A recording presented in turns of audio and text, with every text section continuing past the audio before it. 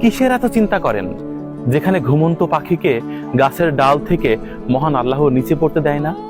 দেখুন, চুপি চুপি একটা জিনিস দেখায়, অসংখ্য পাখি এই গাছে ঘুমিয়ে আছে। চিন্তা করতে পারেন কি চমৎকার নিদর্শন। গাছে ফলের চেয়েও পাখির সংখ্যা বেশি। ছোট ছোট চড়ুই পাখিগুলো সারাদিন খেয়েছে, ছুটেছে, গল্প করেছে, কিচির মিচির শব্দ করেছে, এখন তারা ঘুমাচ্ছে। মহান আল্লাহ এদেরকে নিচে পড়তে দিচ্ছে না। সেখানে আমি আপনি তো সৃষ্টির সেরা জীব।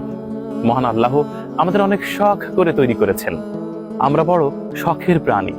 মহান আল্লাহ অবশ্যই আমাদের খোঁজ রাখছেন, খেয়াল রাখছেন।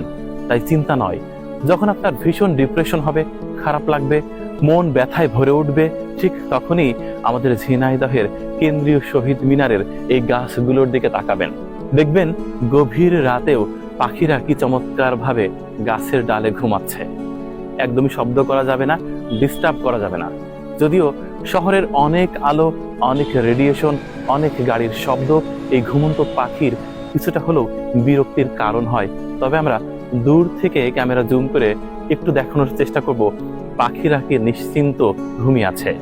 আমরা বড় অট্টালিকায় থাকি, বাইরের একটা বিশাল গেট, তারপর মূল বিল্ডিং এর গেট, নিজেদের অ্যাপার্টমেন্টের গেট, তারপর আর একটা তালা, তারপর আর একটা তালা, নিজের বেডরুমের সর্বশেষ তালাটা নিশ্চিত করে ঘুমাতে যায়। আমরা সবাই বন্দি। পাখিদের জীবন দেখুন, কতটা নিরিবিলি, কতটা নিশ্চিন্ত, কতটা স্বাধীন, কি চমৎকার ভাবে বিল্ডিং বাড়ি ছাড়াই ঘুমিয়ে আছে। প্রত্যেকটি ঢালে, প্রত্যেকটি পাতার গোড়ায় গোড়ায় কি চমৎকার ভাবে ঘুমিয়ে আছে। খুব লোভ হচ্ছে এই পৃথিবীতে। ঘুমানোর লোভ সত্যি বড় লোভ। এই লোভের কাছে কোনো লোভই পার পাবে না। দেখুন, একটু ভালো করে দেখায় কি দারুণ ভাবে ঘুমিয়ে আছে। দেখুন, এমন দৃশ্য দেখতে হলে আপনাকে রাত 10টা পরে আসতে হবে। মনে পড়ছে সেই বিখ্যাত গানটি, ছোট পাখি ছোট পাখি সর্বনাশ হয়ে গেছে।